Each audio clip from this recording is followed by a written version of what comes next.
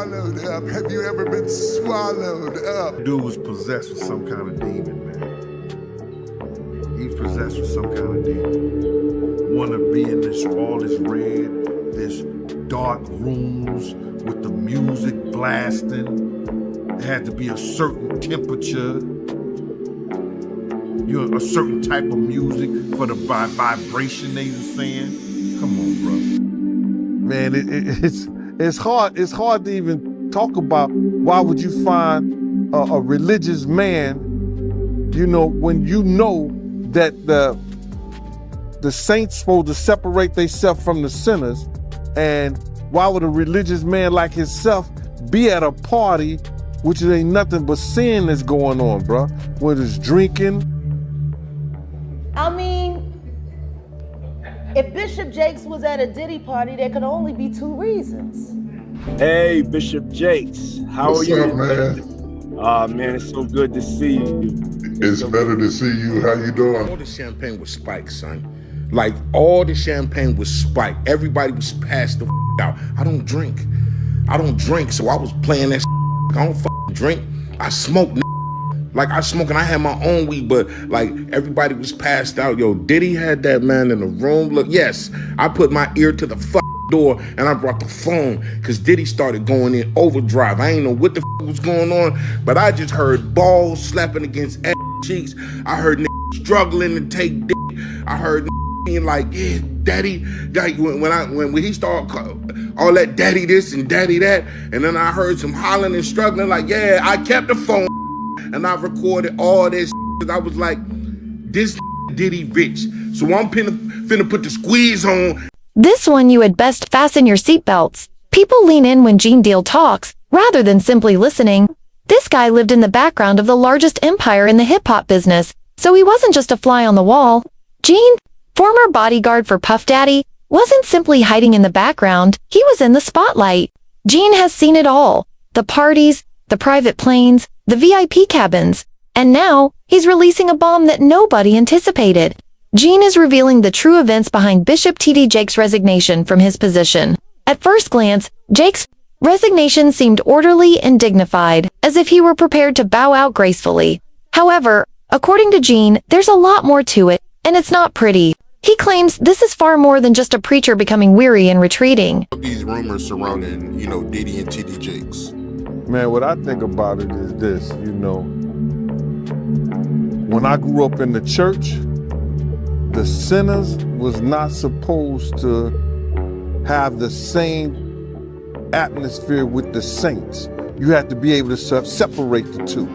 So I'm looking at him as a saint going to a party that ain't nothing but sin, drinking, maybe fornication, man on man, woman on woman, he on she. That's why people get on my nerves talking about who you should be seen with. I do homeless shelters. I walk in prison ministries. I deal with murders. I deal with because they're our children, our sons, and our daughters. As a shock to many in the religious community, Bishop T.D. Jakes has been a spiritual advisor to presidents and a religious voice to thousands. Now he says it's time to pass the baton to a new generation. This is a beautiful moment for me. From the pulpit Sunday, Bishop T.D. Jakes announced that he was stepping down from leadership at the Potter's House.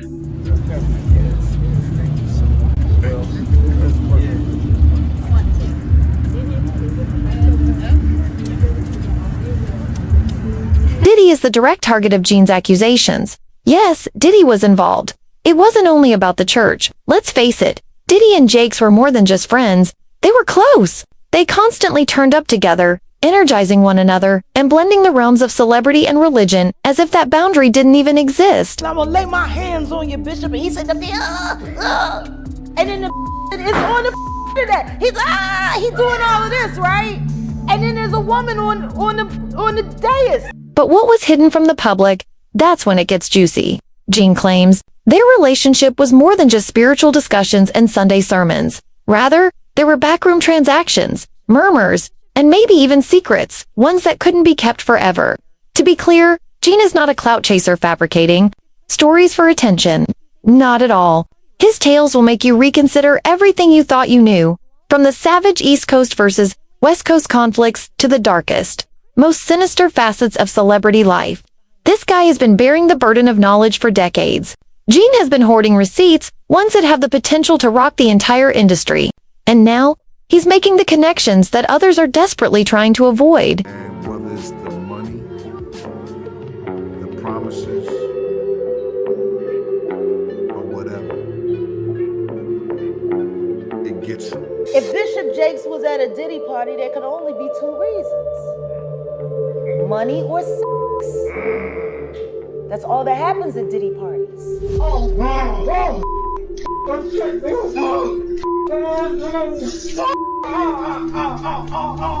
It's all catching hell in 2024. It's up for all of them. It don't matter if you Diddy or whoever you is. TG Jakes, any of them. All lies will be exposed. That's all. In addition to being a formidable force, Diddy was also slick, cunning, captivating, and downright deadly when he needed to be. He had a talent for making others feel lucky just to be in his presence. But something wasn't quite right. Behind the charm and designer suits, there was always a shadow, as if a storm was brewing just beneath the surface. Diddy was a popular figure for many reasons. Some of that popularity was bought with cold cash. Others were seduced by promises, a feature, a record deal, a seat at the table, things they simply couldn't refuse. And then there were those who stayed silent out of fear. Diddy had dirt, real dirt, and people were scared to cross him. He had the kind of power that could end careers. Refusing Diddy was playing with fire. You could lose everything. Furthermore, TD Jakes was deeply committed to this, and it wasn't just about religion or friendship. Over the years, he was spotted in places that didn't exactly scream Sunday worship. According to informants and footage, his purpose wasn't prayer. His purpose wasn't preaching. Diddy gave TD Jakes everything: money, a platform, influence, and a place at the table. And Jakes didn't just accept it, he embraced it. It's incredible how fast he stepped into circles where his sermons on morality and redemption held. No, wait. This wasn't a casual friendship. It was a deep and strategic alliance. Jakes wasn't some innocent man who accidentally got caught up in the chaos. He was determined to be part of Diddy's world at any cost, even if that meant turning a blind eye to those wild parties, even if that meant staying silent when things got ugly. He got to save some souls. I know he got a contract with Revolt, so I'm just like, it's just real strange that he would be found at any kind of Diddy party or any kind of place with Diddy unless it's in a business atmosphere. So now what he's doing is he's making the Christians look real bad right about now. And you've been to these parties, right? Oh yeah, I was there when he was doing the white parties in the Hamptons and the whole 9 yards. So I know what goes on at the parties. If, they probably got a little bit more freakier, as time went on, because they got to the point whereas that they didn't even care. So I'm looking at him as a saint going to a party that ain't nothing but sin, drinking, maybe fornication, man on man, woman on woman, he on she. But maybe he there to lay some hands on somebody. They showed TD Jakes hanging out with Puff Daddy at his party. My lord, my TD lord. Jakes sitting right there at Puff Daddy's party while pole dancers are jumping up and down twerking, and Bishop sitting there. People in his company, to do all these acts, deeds and stuff like that, paying the and everything like that. And they proved that, which they doing a hell of a job, a great job in proving that. I had to see, bro, because everything else basically is going to be proven or it has been proven. How did Diddy look appearance-wise? Thinner.